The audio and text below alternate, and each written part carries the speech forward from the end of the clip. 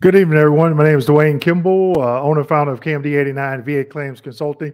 Normally, I have an intro video for you, but obviously, I didn't want to play for me this evening, so I do apologize. So we'll just go ahead and jump right into it. So thank you for joining me this evening, where I'll be answering your questions as it pertains to the VA disability compensation claims process. Just please keep in mind that this presentation is for educational, informational purposes only. It's not a guarantee that you will obtain your VA benefits by attending this particular presentation. Okay, so I do this every other Wednesday at 7 p.m. Eastern Standard Time, from 7 p.m. to 8 p.m. And I try to get through all the questions. I don't always have time to get through all of them, but I try to get through the majority of them. So last Q&A session, I asked for feedback on if individuals wanted me to do a private Q&A with about 5 or 6 people. I did it last month. It's a little bit different, but than what we're doing here. We're going to be live on Zoom. So you have to share your video.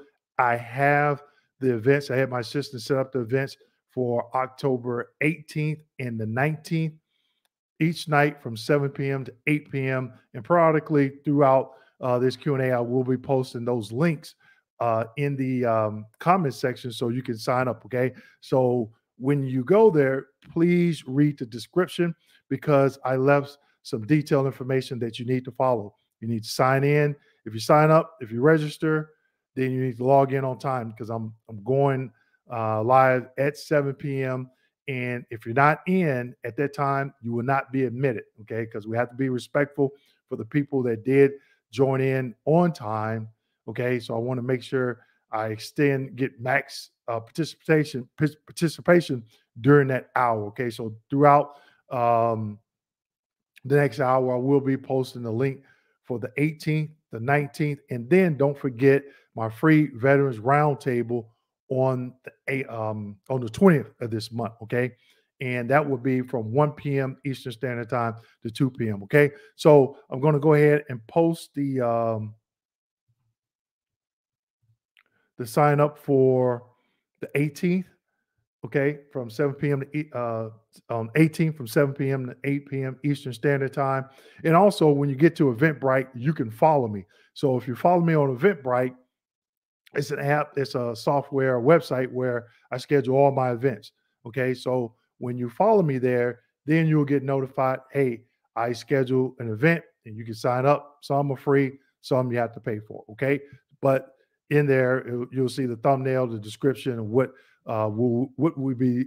we will be discussing. Okay, so with that being said, I'm going to go ahead and jump into the Q&A.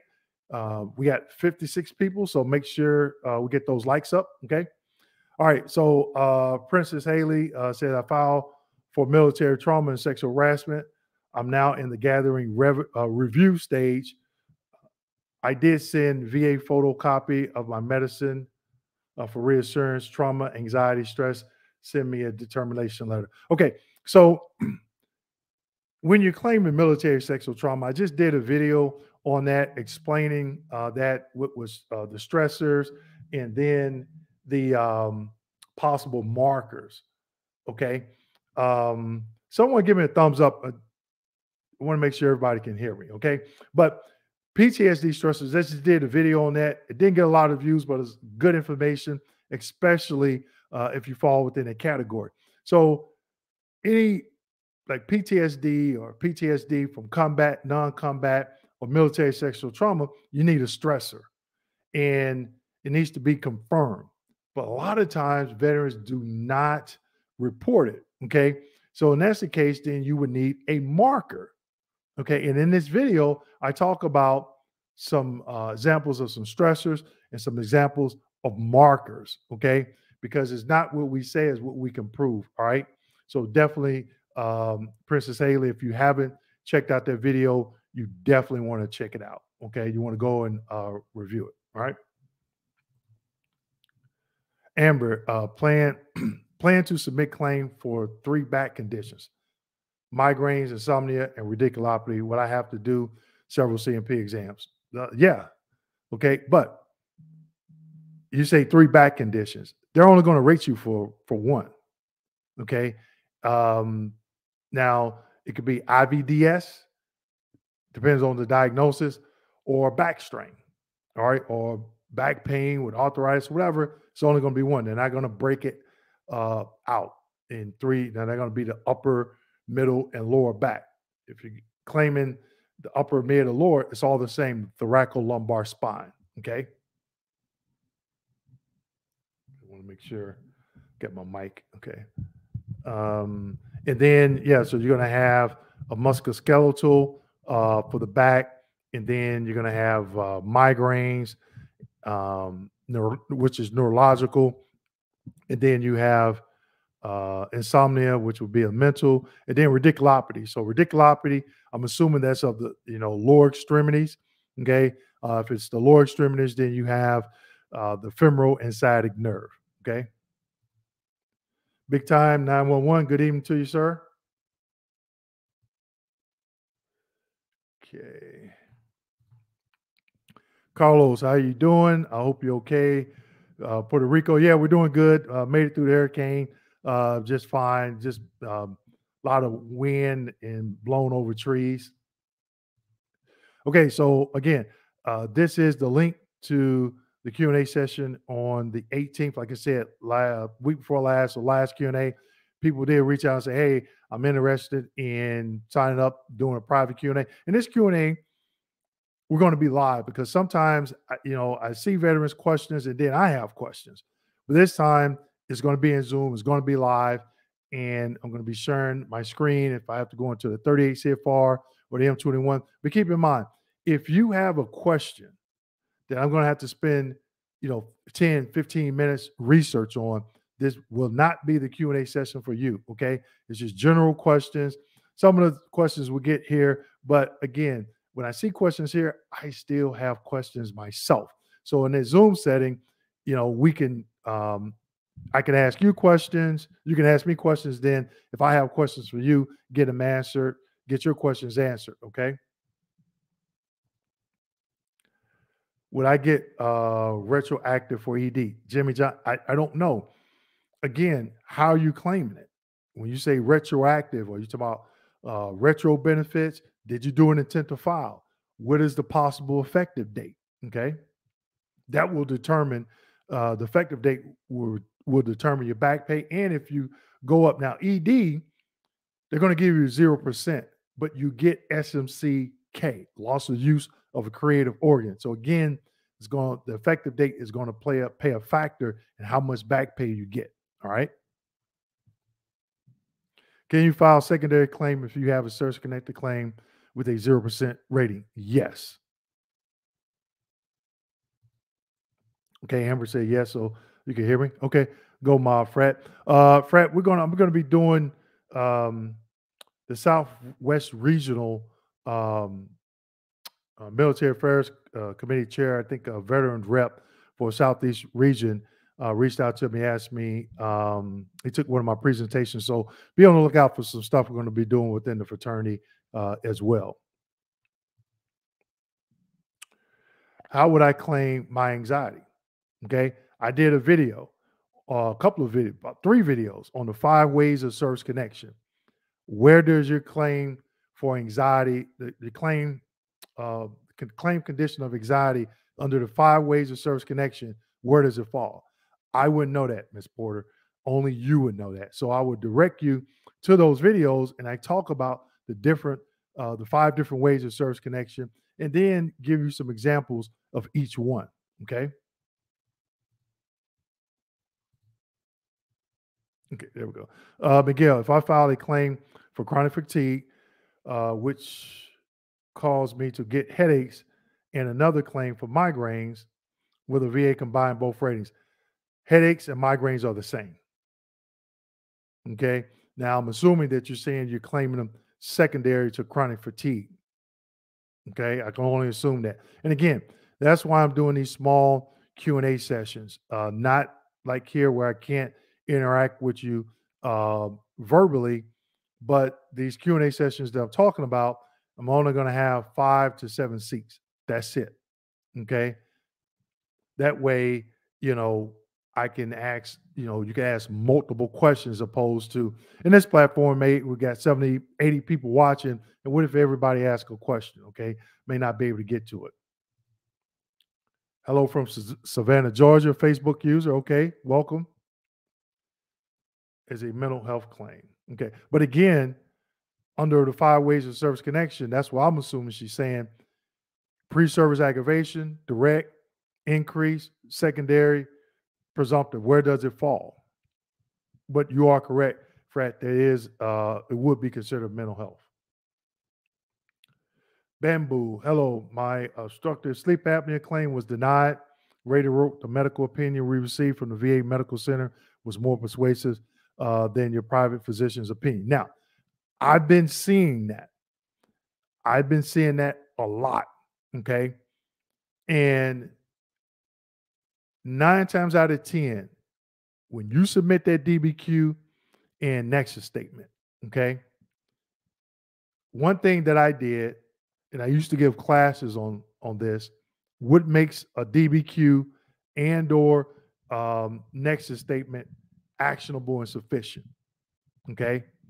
You have to make sure that DBQ and nexus statement that you're submitting is actionable and sufficient. When I submitted my DBQ, and I've talked about this in some other videos, when I submitted my DBQ, they scheduled me for a CMP exam. And I told them, no, I'm not going. I don't know your doctor. Your doctor doesn't know me. Your doctor doesn't treat me. And third, I don't trust your doctor, period. I'm not going.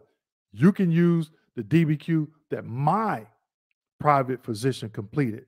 And they reviewed my VA claims folder. They reviewed everything that your doctor would use to review. All right. I'll have access to. And that's why I always encourage individuals to make sure they get a copy of their claims folder just for this instance. Okay. So if you have a private doctor complete their DBQ, one of the VA's references is what evidence was reviewed. Now, once you go to that exam, you just gave them evidence to use against you. And I've seen where veterans have had their doctor complete a DBQ and it was actionable and sufficient. They still went to the exam. So their private doctor reviewed the same information that the VA third-party examiner reviewed, but that rater 9 times out of 10, which I've been seeing, especially this year, they're always going to go with their doctor. And they're going to use that probative value or something like that to deny the claim. But you gave them evidence to use against you, okay? I opted not to do that. And I did a video on my YouTube channel, Can You Refuse a CMP Exam? So Bamboo, definitely go check out that video. Now, I'm not saying not to go or to go. That's a decision that you would have to make. But I would think that you would get educated first before you make that decision. So then if you decide to go or not go, you know some things that could or could not happen. Okay. So it's all about being educated. Jolly Green, someone said TBI memory loss is going to be rated under PTSD. Why? Who said that? I mean, I don't know. Has it been changed? Now, I will say this, TBI, when you look at diagnostic code 8045, they have what they call facets. And I think it's about 8 or 9. Now, one of those facets is memory loss. So if you're service connected for TBI and PTSD, if you look at the PTSD DBQ, one of the questions it asks, does a veteran have a TBI? And then if the answer is yes, then another question is, what symptoms fall under the TBI and the PTSD? Because on that PTSD form, guess what they ask? One of the symptoms is memory loss. One of the facets under TBI is memory loss. So the examiner has to state, if there's memory loss, which one does it fall under? Okay. So I think that's where you're going with that, Jolly Green. I'm not for sure. But again, TBI, one of the facets is memory. One of the symptoms of a mental condition on the DBQ is memory loss. So I don't know who you talked to and what the discussion was, but I hope they clarified it for you. Again, in these Zoom one-on-ones that I'm going to be doing, these Q&A sessions I'm going to be doing Zoom, we can do a deep dive in that, okay?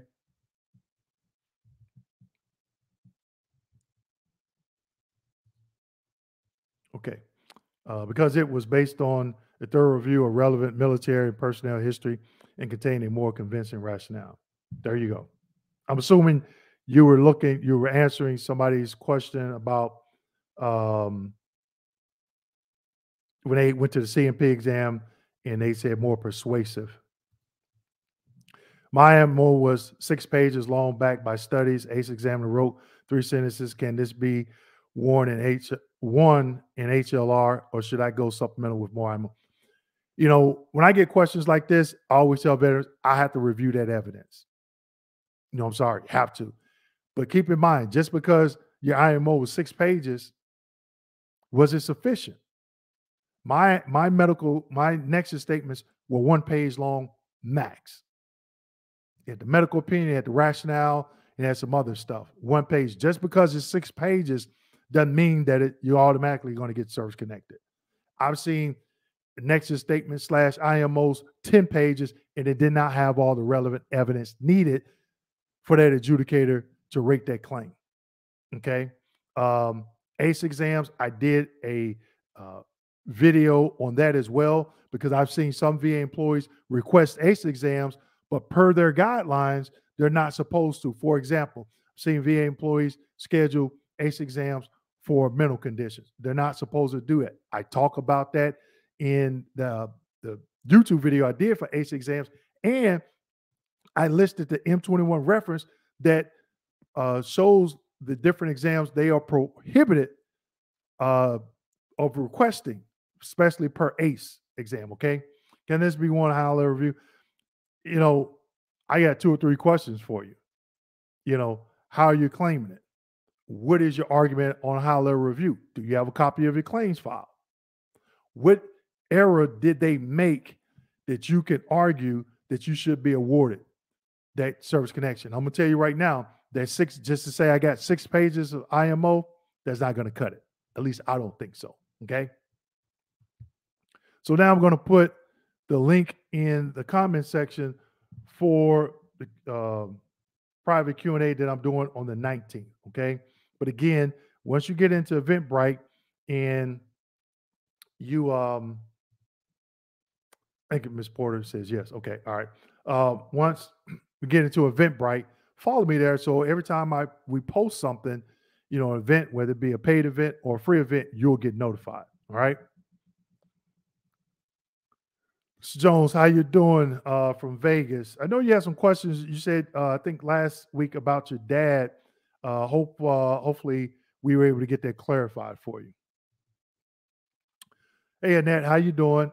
It's hard to win a claim if there has been over 20, 30 years since the problem first occurred or records are not available. The initial problems are in the service record. That is correct, but Annette, keep in mind, I would, refer you back to those videos of that I did of 5 ways of service connection, because there's actually some conditions that you could win that's not documented in your medical records. And also, give you an example. I had someone that I served with. Okay, we got reclassified together at Fort Sill, Oklahoma. Then we both PCS to Germany, and we were in the same unit. I had to do 3 years in that unit because I was married, so I had command sponsorship. But he was single. He was there for 2 years, and he had sleep apnea. Well, he didn't report it, but I wrote him a lay statement. Okay, I wrote him a lay statement, and I talked about when we were sharing a room in Fort Sill when we were getting reclassified, how he would snore, how it would cause him, not to get enough sleep, be in class, dozing off. And then when we were stationed in Germany together, we'd be out on field maneuvers, shared a tent, GP medium tent, and we always made him pull first guard duty because he wouldn't hardly sleep during the night because he would be snoring in the tent and keeping us up. Okay. So there's other things that you can do, especially if it's not reported. Now, it's going to depend on the VA employee that you get to see how much weight they assigned to that lay statement. But when I wrote that lay statement, it was one page only, short, direct, and to the point. Okay, wasn't 6, 10 pages long, drawn out, because then it's going to get confusing for that VA employee. And keep in mind, these VA employees are on quotas and they're going through this information at a very fast pace. Sean, what do you need to file for shaving profile? I had a permanent shaving profile on active duty. So I had a profile too. I'm service connected for PFB at 0% because when I went in, I didn't shave with a razor. I used clippers, and I had documentation in my service treatment records from service. Now, when I got in there, the examiner says, "Oh, your condition is resolved." And I said, "No, ma'am. Once you have PFB, most African Americans that have PFB, they have it for life. The only thing you can do is treat it. The way I treat mine, I don't shave with a razor. I use clippers. If I use a razor or one of those electric razors, I'm going to bump up mildly. But if I shave with an actual razor, I'm going to have severe irritation and bumps here." So I told her, I said, "Who said, or where does it say that, African Americans, once they have PFB, it gets resolved?" But the way I was able to get service connected, it was documented. The examiner agreed. But per the diagnostic code criteria, I only warranted a 0%. Good evening, everyone from Prescott, Arizona. Okay. Discipline equals freedom. For PTSD stressors, the event date, I understand, is 60 days, but is plus. Well, what you're talking about there, discipline for equals freedom. When you fill out that 0781 for the PTSD stressor, they try to get you, they want you to do it within a 60-day window, okay? Because they have to go out the JSRC, I think it's called, and confirm that stressor, okay? So if you say, hey, the event happened, and give them a 5-year window, that's going to be an extremely large period for them to research. So on that, they try to get you to narrow it down to 60 days. But if you have some concrete, someone died, their name, they were in your unit, you have an obituary, something like that, why not submit it? That negates them having to go out and do the research, other than to confirm that you and the other individual that maybe died was in the same unit. But if you're claiming it based off of PTSD, based off fear, only thing they're looking at, okay, PTSD due to military terrorist activity. Did you serve in Kuwait? Did you serve in Iraq? Did you serve in Saudi Arabia? Did you serve in Qatar? Did you serve in Afghanistan? They just look at your DD 214 or your military personnel records. There's no 60 days plus or minus. How are we looking for tomorrow for CPI 8.7%? I don't know. I don't know what you're asking there, Mr. Jones. Tomorrow CPI. Okay.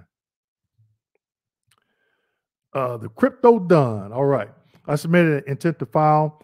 I get my nexus letter and DBQ for migraine secondary to tinnitus. Is the claim process to submit easy? If I do it solo, or should I get a VA? So it's up to you. But crypto done. I did a video on a quick submit just recently. I want to say within the last 3 weeks.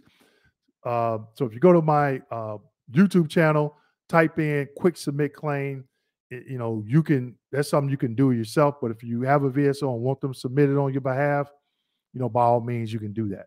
Some of my clients, the majority of them, they choose to complete the paperwork themselves. I review the DBQ and nexus statement to make sure it's actionable, sufficient.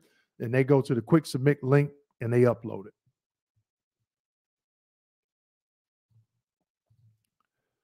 Big time. Have you seen cases, one, sleep apnea secondary to depression? Yes, I have several clients.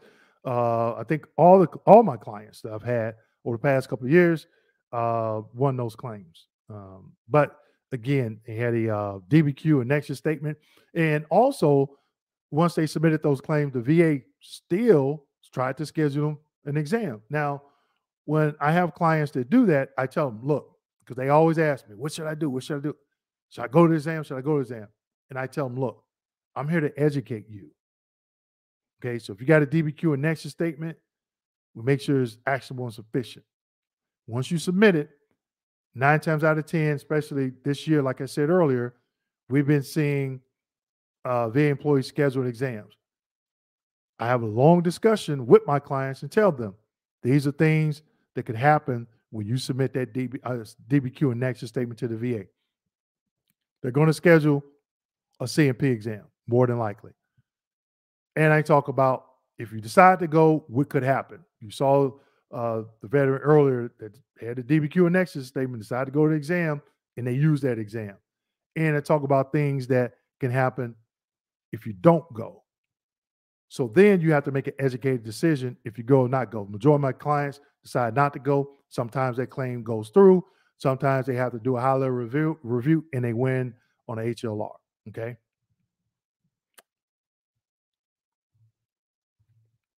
Bobby Bo, how we doing, sir? Hey, Dwayne, thanks. What you do for veterans ain't not a problem. Bobby Bo, thank you for your support to the channel and some other events that you attended. Definitely appreciate the support. Annette, thank you for that super sticker. Definitely appreciate it. Is definitely much appreciated. Okay, I want to get back. I got out of sync here. Okay, here we go. The Fitness King. Can you expedite a TDIU claim for hardship? Yes. I've done videos on hardships. Okay. I'm doing another one. It's not posted yet, but there is another video on my YouTube channel where I talk about hardships. And people understand one thing. Go to my channel. I got like over 175 videos. Go to my channel, type in hardship, see what comes up. Go to my channel, type in TDIU, see what comes up. Go to my YouTube channel, type in quick submit, see what comes up. Go to my YouTube channel, type in 5 ways of service connection. And also type in expedite claim. Okay. So there's a lot of videos out there with a lot of good information. All right. Major Pain. How we doing? Hello, my fellow vets. Do your homework. Know what you're filing. Diagnostic code sheet. There it is. Effective date. Some disabilities receive low ratings. Some go as high as 100. And SMC. Thank you for sharing, Major Pain. I could not have said it better myself. You're welcome. How often do vets get reevaluated after 55? Okay. Again, I think you're confusing reevaluations in 55. I did a video on routine future exams. Okay. So in this video, it states when not, I talk about, and I share the M21 where it states when it tells VA employees when not to schedule reevaluations. So if the veteran is 55 or older or will be 55 at the time of the reevaluation, do not schedule a routine future exam. Okay, I did a video on it. I shared the M21. So big time, definitely watch that video, but also look at that M21 reference because in that M21 reference, there's other times that VA employees are not or prohibited to schedule a reevaluation. Now, some conditions that will get reevaluated if the veteran is over 55, and those are cancers, okay? Because cancers are not permanent unless the doctor states that the veteran's cancer is terminal, all right? Patricia Whitehurst, how you doing? Let's see, okay. Tony, thanks for all you do, Dwayne. Can an injury claim during an exit exam be considered an in-service injury even though a diagnosis wasn't given? Yes, because for direct service connection, you need a complaint, injury, treatment, diagnose, or injury. Okay. So even though it's on the exit exam, now, a lot of third-party examiners that are not veterans, they don't understand, hey, when you're in the military, you don't go to sick call for every little thing. They think that you should. You're not, you're a high-speed unit. You're not going to go on sick call every day. But a lot of these third-party examiners that are not veterans, and even some that are, they don't understand that. Okay, for some reason they just don't get it. They'll say, "Oh, yeah, he was only seen in one, only noted on the exit exam, but no other treatment." So one of the things on my first CMP exam, that's why I had to explain to the examiner. And guess what? He was an Army veteran like myself, but he was an officer.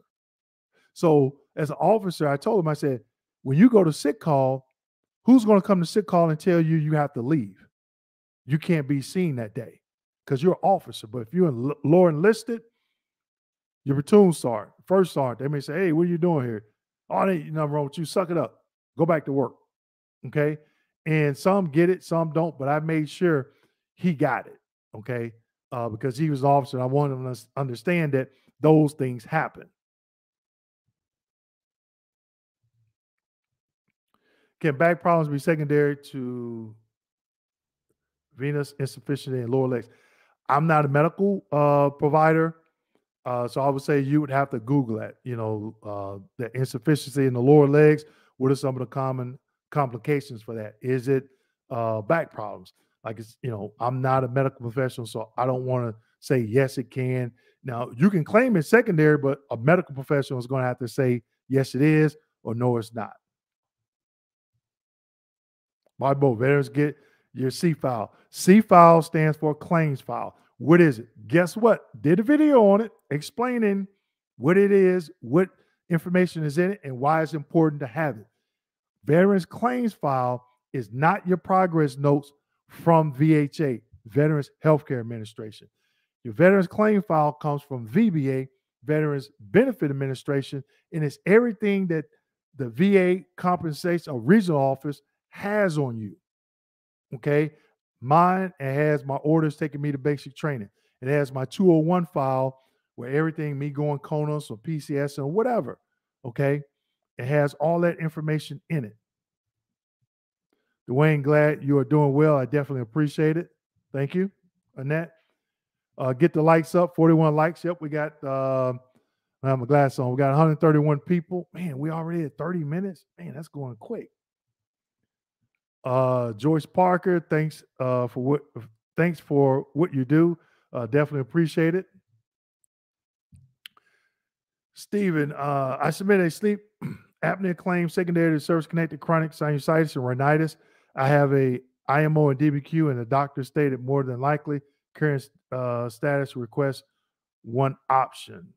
Okay, I don't know what that status is, but I would say this, Melvin. Is the DBQ and IMO/nexus statement actionable and sufficient? Okay, just because your private doctor completed it doesn't mean that it is. All right. So I'm going to go ahead. I'm going to stick the link for the free Veterans Roundtable on October 20th in the comment section. Okay. And that event is free. October 20th, 1 p.m. to 2 p.m. Eastern Standard Time. All right, Dad Sanford, welcome back, sir. Thanks, brother, for all you do. Coming out of Atlanta by sinusitis. Okay, ATL, I see you. I've been there a few times. I don't think I could live there, but I've been there a few times. Got some friends live there. Okay, Midas Touch. How long do I have to wait to get a copy of my CMP exam? Good question. There's no set wait time. When you submit that Privacy Act request or memorandum, but for your request to the VA, there's no set wait time. Okay, no set wait time to get that. And some of the people let Midas Touch know if you have already received your claims file, C file, which would have your third party CMP exams in there. Let Midas Touch know how long it took you all to get it. Midas Touch, it took me 11 months. Now, if that CMP exam, I'm gonna take this question off for a second. If that CMP exam was done at the VA, there's no wait time. You log into My Healthy Vet and you can pull it up. But if it's at a third-party contractor like LHI, QTC, VS Services, you got to submit that request, that FOIA request, or Privacy Act request to get it. All right, Robert Lohman. My doctor stated in my medical records which medical records are you talking about, Robert? That my headaches are due to my use of medication for my service-connected knee problems. Will I still need a nexus? Yes. But I don't know when you say your doctor, your primary care, but that nexus, and I used to give classes on nexus statements / IMOs, okay? Because you need to know what needs to go in it. A lot of veterans, they don't know what goes in it. Okay. I used to give classes on that up until last year. Now I only do it on request. All right. And I give some examples. I got a presentation. I give some examples of a medical opinion. I give some examples of a rationale. So people know what to look out for or know what goes into it. IMO. Big time. Once you are 55 years old, the issue is ensure you get 100% permanent total. During my CMP for a secondary claim, I just saw it in my C file and the rater checked false information. Well, the rater cannot check false information on the CMP exam because the rater is not doing the CMP exam. It's the third party examiner. So I'm thinking that's what you mean, Ms. Parker. It was the third party examiner that checked the false information. If you're, let me know if that's what you mean, okay? Because if you're saying they check false information on a CMP exam, it's not the rater, it's the third-party contractor examiner. Momax, can you receive aid in attendance for being 100% IED with no real physical limitations? I did a video on SMCs, SMC K, SMC S, and SMC L. Go watch that video because I talk about the criteria for all three. And you can find that criteria in the 38 CFR and the M21. But I did do a video on those three SMCs. And I may do another one because it's old, but the information is still there as it pertains to the requirements. And understand, people, a lot of raters, I rated for years. And when I first started rating, they told us, look, don't try and memorize all this information because one, it's too much information to memorize. Now, there's some things that you do on a daily basis. Like I know some 38 CFRs by heart. I know some diagnostic codes by heart, some of the criteria for those, because I used to see them all the time and I still see them. But they said, do not try and memorize this stuff. But you have to know where to go and find the information. Okay. So Momax, I'm sorry, who had that question? Yeah. I did previous trainings where some of my roundtables, I show veterans how to navigate the M21 manual reference, how to do a search in there, how to sign up to get notifications when things change, how to search in the 38 CFR. Okay. So a lot of questions that I get, I'm able to answer some, but some I don't because I don't memorize these regulations. It's too many of them and they can change. All right. But you have to be educated on to know where to go and find that information. And that's the way I was trained back when I first became a rater. I'm no longer a rating specialist. I'm retired now. I get 30% sinusitis / headache rating. Will a migraine claim overlap their rating? No, they're not going to separate the migraine and the headache. Now, what I am curious about is why they didn't separate the sinusitis and headache. And one way to tell is to have that CMP exam and see what kind of diagnosis was given. Sinusitis, that's a respiratory DBQ. My headaches and migraines, they're the same, is a neurological. So I would be wanting to see did you get a CMP exam for respiratory and a CMP exam for headaches? Okay. Thanks for all you do, brother, coming out of Atlanta by the way of Louisville. All right. Okay. Bro, man, welcome back, bro, man. Question: if a diagnostic code requires a future examination. Now, like I stated earlier, there are some diagnoses that do require, but it's just not a diagnostic code itself. Now, some of those diagnostic codes, like I said, could be cancer. Even though I'm over 55 years old, where would that requirement be listed? M21, CFR, or somewhere else? Okay, just like I said, brother, man, it could, the future examination, reevaluations, routine futures, what they call, I don't know the M21 by heart. Sometimes they'll move the M21 for that. I know what you're talking about is pertains to the M21 reference for the 55 years old requirement for routine futures.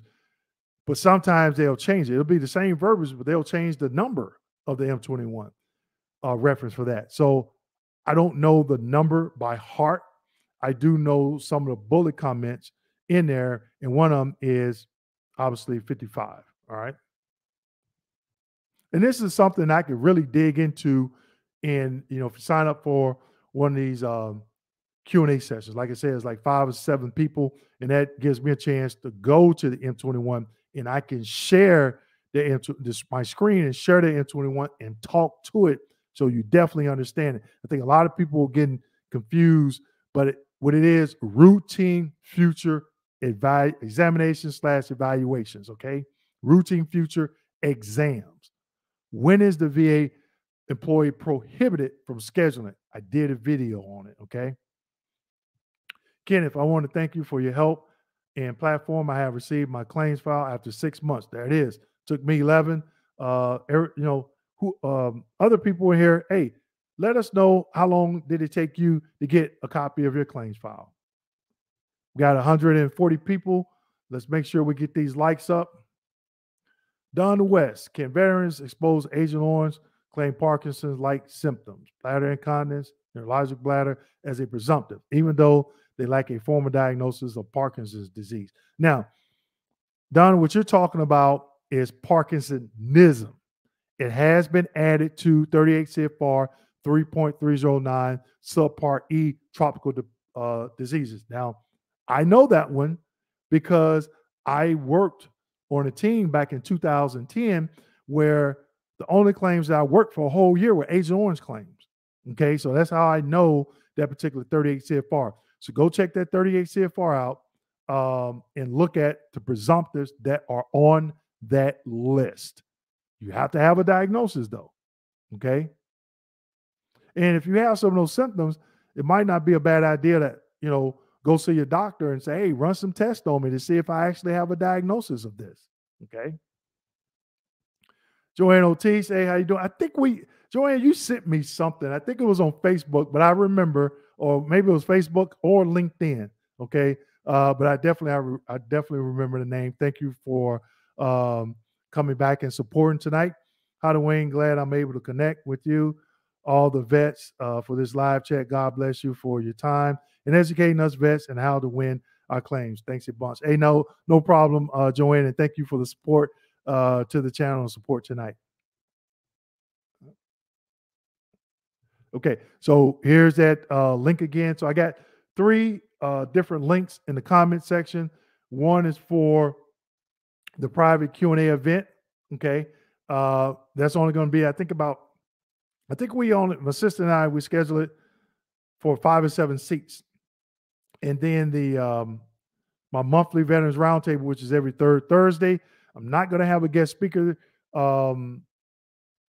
this month, but what I'm going to be talking about is understanding who denied your claim. I think it was Miss, can't remember her name, but she was saying that the RVSR checked false information on the CMP exam. RVSR can't do that. So in this monthly roundtable, I'm going to be explaining and showing some examples who actually denied or approved your claim. Okay, so that way you can understand and you can recognize it when you receive that rating decision. Okay, see, Kenneth, hi, I recently got PTSD at 70%. Want to file for supplemental, get it to 100. That would not be a supplemental claim. There'll be a claim for increase. Have new and relevant evidence, but they date after I got the decision Does that okay, or do I have to go rate it? I would say an increase. A supplemental claim, and I guess what? I did a video on it. What is a supplemental claim? All right. Now, if you look at the VA form 20-0995, it explains what is a supplemental claim. You can go to the M21. It will give you a definition of a supplemental claim.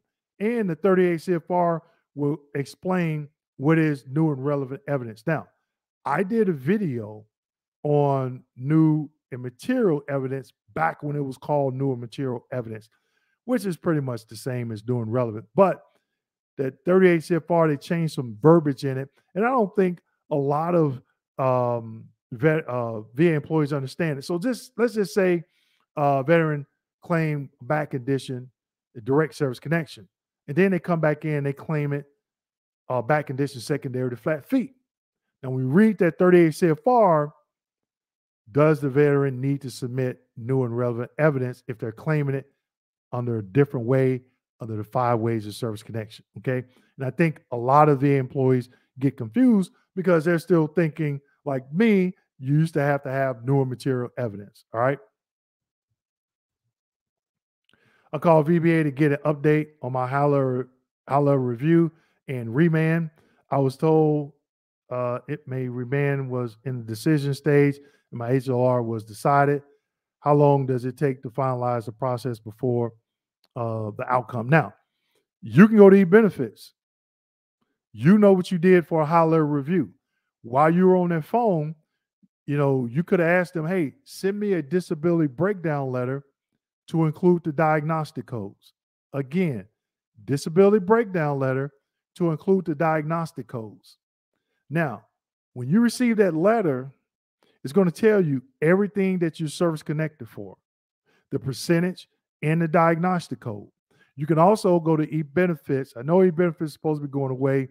I haven't been there in a while, but if you go to e-benefits, Joanne, and you click on the disabilities link, look for that condition that you had on the high level review. In e-benefits, when you click on the disabilities link, it's going to say service connected or not service connected. On that disability breakdown letter, if that condition you had on high level review, if the decision has already been made and that condition is not on that disability breakdown letter, you didn't get service connected for it. Okay. So that's one way that you could tell before you get the decision in the mail. So you can call the VA tomorrow, 800. Everybody take this number down. You should have it saved in your phone. 800-827-1000. 800-827-1000. Ask if you're service connected, ask for a disability breakdown letter to include the diagnostic codes. Again, disability breakdown letter to include the diagnostic codes. And you can request that they email it to you and you can get it in real time. If they don't want to give it to you, hang up, call back and get somebody else. Probably got a VA employee or a call center rep that's on break. Facebook user video not working. Hey, sorry about that. I'm gonna have to check that out. My assistant set this up, so I'm showing that it's on Facebook, but I don't know if she assigned it under my veterans Facebook group or my business page. Okay, but if you have access to both, try to go to if you're seeing it in the veterans Facebook group, try to go to the business page. I'm sorry, my KMD 89 VA Claims Consulting Facebook business page, and see if you can see it there, because I can't get into Facebook right now to see it while I'm streaming live. Marvin Jenkins, hello from Milwaukee. I enjoy these presentations. They appreciate it. Hey, Mr. Jenkins, I got a nephew. I don't know if I told you last time if you told me he was from Milwaukee, but he's a Milwaukee firefighter. I got another friend. He drives buses for the city of Milwaukee. All right, Francine, hi. I had a CMP exam 2 weeks ago. I have an RA and forgot to include my knees, a reasonable accommodation, and forgot to include my knees in my first claim 18 years ago. Should I have done this as a secondary claim or a new claim? it's in my medical records currently, 80%. So if you say medical records, I'm assuming medical records from active duty. Again, if you're claiming something that's in your medical records from active duty, then that would be a direct service connection. Okay, LG. Help. I don't have anything in my VA records concerning TMJ, but the dentist confirmed that I have that in bruxism. Think I'll be denied. I do have a rating for PTSD. I've heard a bruxism, a mental condition causing bruxism. I've seen veterans claim bruxism secondary to PTSD. Again, if it's not in your medical records from service, then a lay statement from somebody that knew you if you had it in service. HDPP towing, I got denied service connection for sleep apnea, but the VA provided me with a CPAP machine. Okay, coming out with a video soon. And in this video, I'm talking about, let me back up.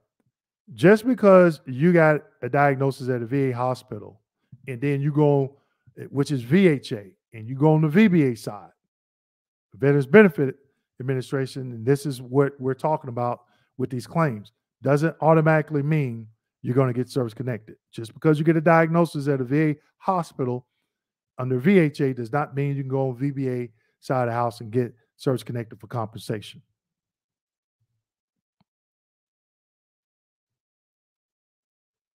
Okay, tomorrow the Consumer Price Index comes out for October for 2023. Okay. Sorry, I had to block a user. Somebody was putting some inappropriate comments in there. Okay. I'm assuming that it is. I don't know, Mr. Jones. I don't keep up with that. And the reason why I haven't done any videos on that, I could probably get a lot of reviews on it. But if you don't know how to get to 10% or 10% to 50% or whatever, doesn't matter what the COLA allowances are. Now, if you're already there, that's great. You should be able to go to the VA's website and find that information. But if you're not there, that'll probably be the last, not you, Mr. Jones, but it probably should be the last thing on your mind of what the increases are. If you're trying to go from one percentage to the next, that's the first piece. And then, because once you get there, you're going to get that compensation. But good point. Mr. Jones, do you know where it's going to be on the VA's website? Where at? Eric Nixon. Hey, Dwayne. How we doing, sir? Thanks for YouTube videos. You helped me get 100% PNT. All right, Mr. Nixon. Hey, I'm glad to hear that. Glad that you saw the videos and they were definitely educational, informational for you to help you reach that milestone. Now, everybody, I'm going to put a link. I'm going to ask everybody to do something. I have a Google My Business account, and I know a lot of people stake their appreciation here, and I really appreciate it. But I'm going to put a link in the comment section. Leave me a Google review if you and so other veterans about this Q&A session, and let other veterans know, hey, what do you think about the Q&A? I know it's only an hour. I don't get through all the questions. I used to go longer, but it was just too much time. So I do these every 2 weeks, okay? But leave me a Google review and so other veterans can see, what you think about the Q&A, this private Q&A. And Mr. Nixon, leave a review about, hey, how you found them educational to help you maximize your benefits. So congrats on that. High Note Photography just hit 100%. Finally, after 4 or 5 years of fighting with the VA, I watched a video about disability discharge for student loans and just wanted to thank you. Hey, not a problem. Definitely appreciate the support to the channel. That is an older video, and some of their criteria has changed. And so that disability discharge for student loans is a benefit outside of the VA. So I get a lot of questions. I tell people I may call that maybe once, maybe twice a year, because it's through the U.S. Department of Education. Okay, sometimes that stuff changes, so you definitely you want to get the updated information on that. I was a service connected for sleep apnea, but the VA supplied me with the CPAP machine based on my sleep study text. I know I have a nexus statement and studies linking. Well, yeah, then you're going to need a DBQ as well. But again, just because you got that diagnosis and the VA gave you that, supplied you with the CPAP under VHA doesn't mean it's automatic on VBA. All right. Just keep that in mind. Jolly Green, thanks you for the super sticker and the donation. Definitely appreciate it. And these donations, I reached out to one of the schools that I adopted here in the Tampa Bay area, and I asked the principal to give me a head count because our next event is going to be feeding families in need in this low. The children go to this school in a low income area. Okay, so all these donations, that's where it's going to be going to. We're going to be buying turkeys, turkey injection, turkey bacon pans, cake mix, cake frosting, string beans, corn, potatoes, cornbread, just some things that help a family that's in need because sometimes holidays come around and we all want to enjoy a meal with the family. So we raised enough funds last year to feed 20 families, and I'm going to bring in some other veteran entrepreneurs like myself to hopefully, if they get a head count of at least 40, we should be able to feed these 40 families, okay? Or whatever the number is. Last year we had 20, but I want to do more this year. Vet Social Security announcement, we should get a 7, 8, 9% increase. All right, thank you for sharing that, Major Payne. Do VA claims usually take more than 90 days? It just depends. It's no set time frame. I've seen claims get done in a week, and I've seen claims get done in a year. It just depends. Every claim is different. And there's a lot of factors that go into that, okay? E.g., Jones was asking about your feelings on the COLA increase due to being announced tomorrow. Oh, okay. I don't really, I don't even know what the percentage is going to be because I'm more focused on just educating vets on getting that percentage. Because if they change it, A is gravy. Love it. I hope that they do.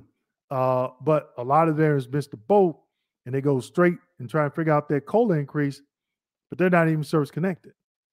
So I focus a little bit more on, educating them to get their service connected. But I would like to know more about it. It's just something I haven't been following. I've seen and heard of the increase, but I'm just waiting on it to happen because they could, say, okay, we're not going to do it. I doubt it, but every year there's an increase, but I hear this 2023 is supposed to be a significant increase. Charles, for your request closed last month, still no claims filed. Okay. What I did, Charles, filed a VA White House hotline complaint. Filed a complaint, supervisor called me, and I had another CD in about a week and a half. That video, I think I did. Can you file a complaint? White House hotline. It's on my YouTube channel, but I think it's back in December 2020. So it's almost 2 years old.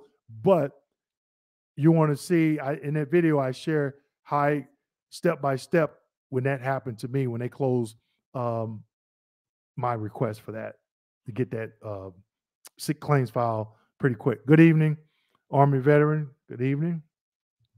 Okay, there's another link. My claims file took 7 months to receive in the mail. Yep, it takes sometimes it takes a while. Ran 5 months for claims file. 5 months for claims file submitted May 22 and received this month. All right. It took me a month to receive my claims. Okay, all right, okay. But Joanne, have you went through it? Have you went and clicked on every link to see what's in there? Okay. Oh man, we had an hour already, so I'm gonna take a couple more questions. Question 2, Mario. 2 months ago, VA received a medical opinion they requested from the examiner for my claim. it is normal for them not to have a decision yet, even though it's been 2 months. Again, there's no wait times.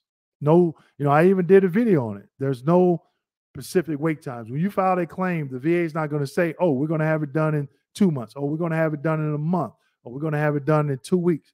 Every claim is different. Okay. I filed multiple claims, and I had to, and it took different times for each rating decision I received. There was no two that came right at 2 months or 3 months. Okay. All right. So everyone, we're at, I'm sorry, I'm gonna have to block some users who got, I don't know if they're bots or something. Just want to make sure. They were just leaving some inappropriate comments. So I do apologize for that. I don't know. Somebody talking about some tenders, whatever. But anyway, that's all the questions I'm going to take for this evening. If I didn't get to your question, I do apologize. Man, this hour went by quick. Okay. Really quick. But I hope you had a chance to look at those links. Do see we had some people sign up for the Veterans Roundtable. Okay. I'm going to put the link again to leave a Google review if you don't mind. Again, just so other vets can see what you think about the Q&A.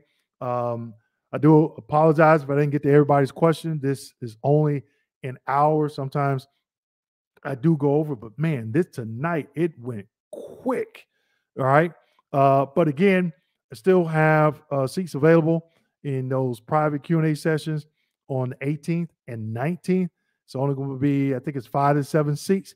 That's it. And we're going to be drilling down in some of those questions. It's going to be by Zoom.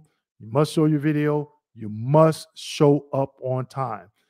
I log in maybe 10 minutes prior to make sure my audio is working, make sure my video is working, make sure my screen share is working. And a lot of people or text me or email me and say, hey, I'm trying to get in. I'm already answering questions. I'm not looking at my email. Okay. If you're in the waiting room, be courteous of other people, because I could be in the middle of a question, answering a question from another vet, and then I have to break away from that to look at an email. And I'm not going to do that. Okay. So if you sign up for one of those Q&As on the 18th and 19th, which is next week, 7 p.m. to 8 p.m. Eastern Standard Time, then make sure you are there on time. Okay. Because if you don't show up at 7 o'clock, you're not getting in. And log in with the name that you signed up with. I know a lot of people like to use screen names. I will be taking roll. If you sign up, you can put Mary Jane, but when you log in to Zoom, make sure it's Mary Jane, because I'm going to be taking roll. All right. And if you're not if you didn't sign up, you will not be admitted in. Okay. So hold on, wait a minute. Somebody says, you look like one of my homies from back in the day, 1968. I don't know. I was born in 1969, though. All right. One more. Thank you for keeping us informed. Hey, not a problem. Thank you, everyone, for joining in this evening. I do apologize. Normally, I do have my intro going, but for some reason, it froze up. But definitely, I'll make sure it is working next week. And the Facebook user said that stated that didn't have any video. I definitely will get my assistant next week to make sure we get that rectified, so you do have video. All right. So with that being said, I'm signing off. And everyone enjoy the rest of your evening. See you next time. Thank you.